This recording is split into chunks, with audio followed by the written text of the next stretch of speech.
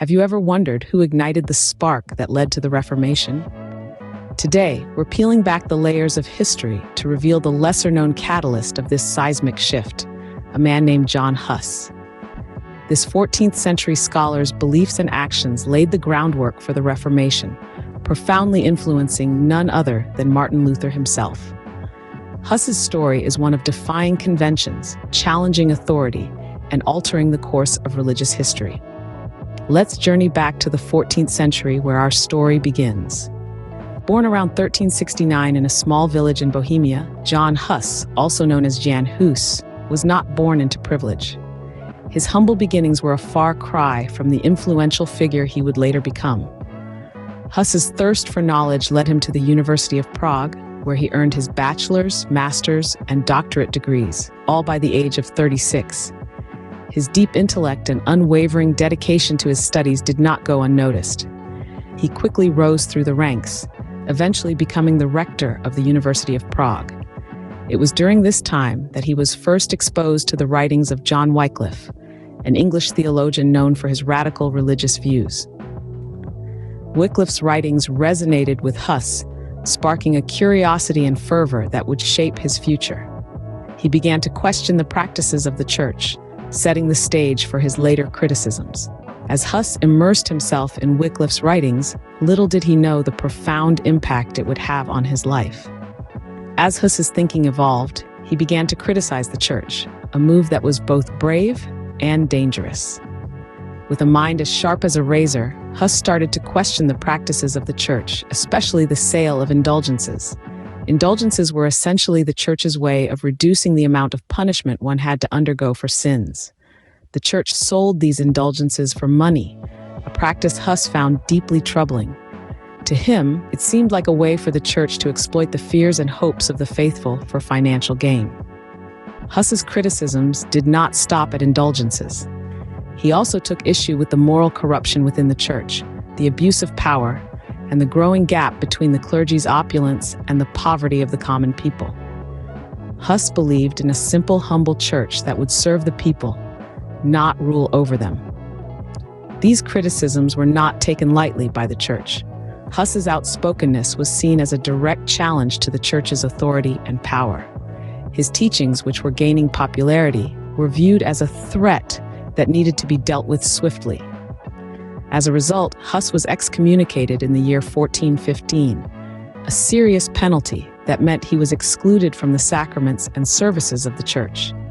This was a significant blow, considering the church's central role in society at the time.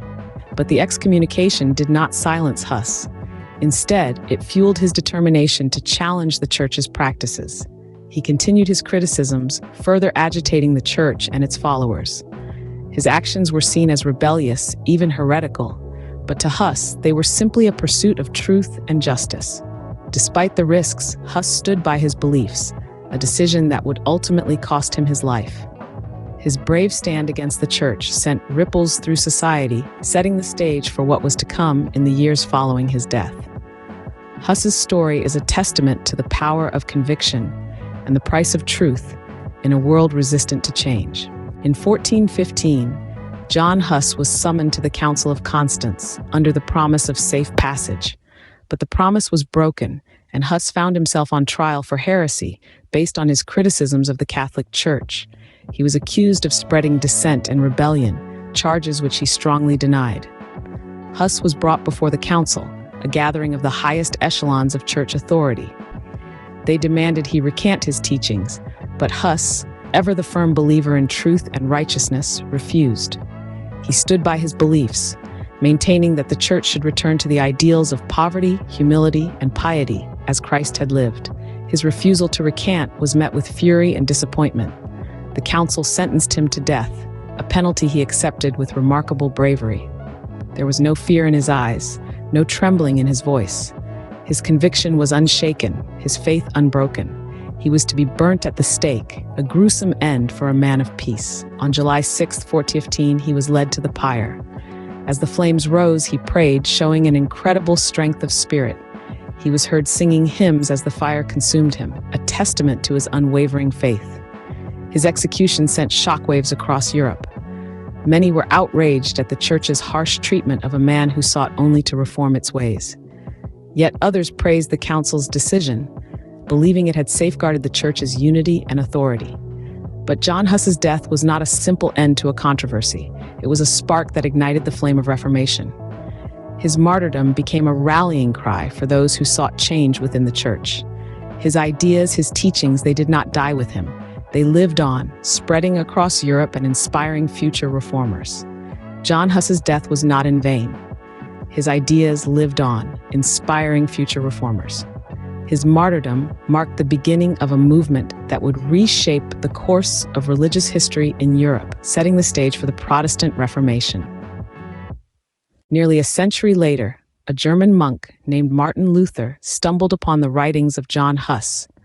This discovery would prove to be a significant turning point in Luther's life, and as a consequence, in the history of Christianity. The ideas of Huss, articulated with such passion and clarity, resonated deeply with Luther. Huss's criticisms of the church, particularly his condemnation of the sale of indulgences and his belief in the primacy of the Bible, were issues Luther himself was wrestling with. The writings of Huss provided Luther with a framework for his own thoughts and a confirmation that he was not alone in his discontent. As Luther delved deeper into Huss's works, he found more parallels between his own beliefs and those of the Bohemian reformer. Huss's insistence on the importance of personal faith and his demand for a church that was more responsive to the spiritual needs of its followers were ideas that Luther himself would later champion. In fact, Luther's 95 Theses, the document that would ignite the Protestant Reformation, bore a striking resemblance to the ideas expressed by Huss.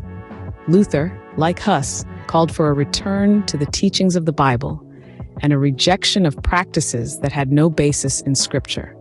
Both men shared a vision of a church that was more accessible to the people, a church that prioritized faith in Scripture over tradition and hierarchy. Luther's admiration for Huss was evident. He spoke highly of the Bohemian reformer, praising his courage and conviction. He even referred to Huss as a goose, a playful nod to the etymology of Huss's name, which means goose in Czech. But the influence of Huss on Luther wasn't just ideological. Huss's life, particularly his willingness to die for his beliefs, served as an example for Luther. His defiance in the face of persecution gave Luther the courage to stand up to the church, even when his life was at stake. As we can see, the legacy of John Huss lived on, shaping the course of religious history.